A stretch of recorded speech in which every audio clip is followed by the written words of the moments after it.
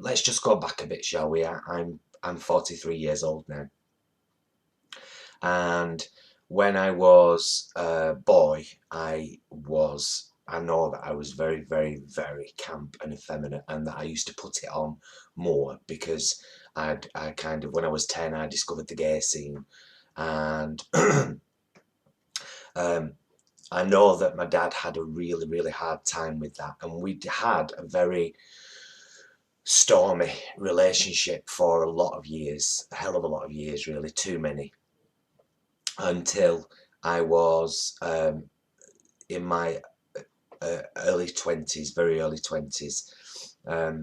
We had a fall. Anyone who's seen Show 1 will know that there are two scenes in Show 1 and Show 1 2 with a father and son, and that those scenes are based on exactly what happened in my real life. And what happened was that on New Year's Day, when I was 18 years old, New Year's Eve, I'd been working in a bar with my boyfriend at the time, Patrick, and he was staying at our house, at my parents' house in the spare room, because he'd recently become homeless.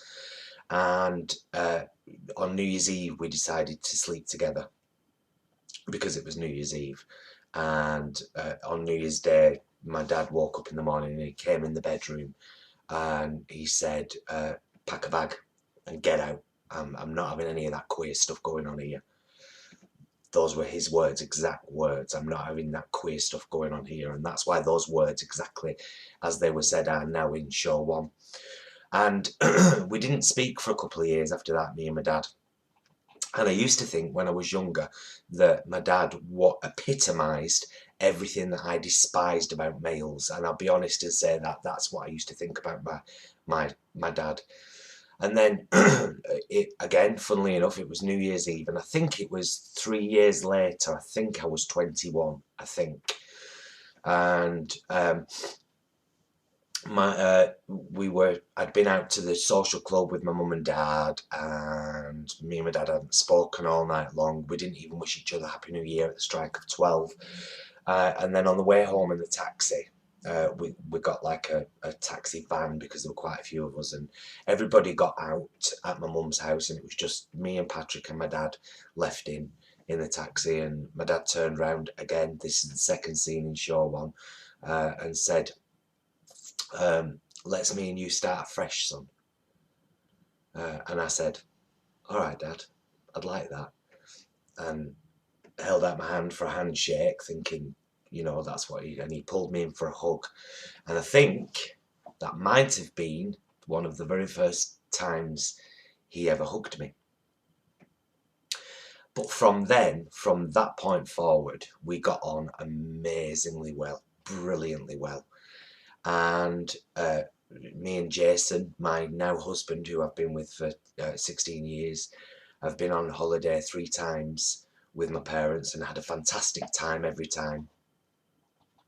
And when Dad died, he said that, well, before he died, he said that when he couldn't drive his car anymore, he wanted me and Jason to have it because of the work we do with Pink Triangle Theatre. And he was really, really proud of that work. And that's what I wanted to talk about, is that this man, this butch, testosterone-filled man who was a pub regular and a regular horse better, and like I said in his eulogy at the funeral, had mates as butch as the cast of any good western, had gone from someone who couldn't tolerate male homosexuality to completely embracing it because that was his son and he had to. But it wasn't, he didn't embrace it because he had to. This is the thing, he sat in the front row, obviously, at mine and Jason's wedding in 2009.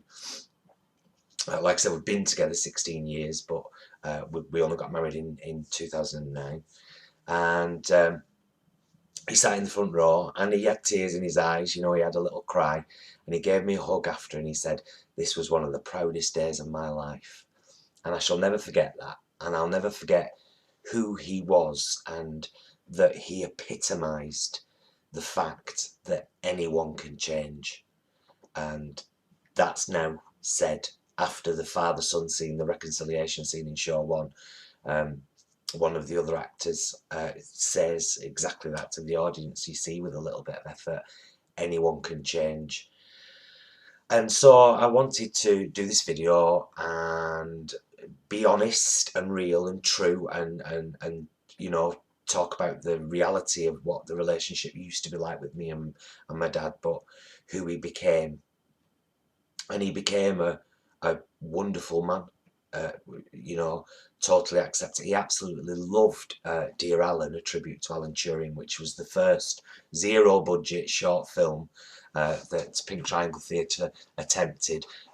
Basically as a free resource for schools and colleges to start a discussion about Alan Turing, who he was and his work, and it's done that. But my dad loved it, and he was really proud of that. He was proud of the fact that we were doing something positive and tackling homophobia with our shows and our little short film.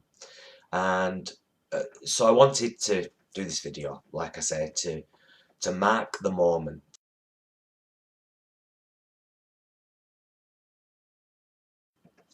And so, to my dad, wherever his energy now emits or evolves or whatever, I say, I love you, dude, and thank you for being you, and thank you for creating me.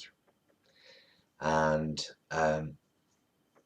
thank you all for watching this, if you have. Cyril Wilde, the 9th of December 1938. To the 21st of January 2013. Always remembered, never forgotten.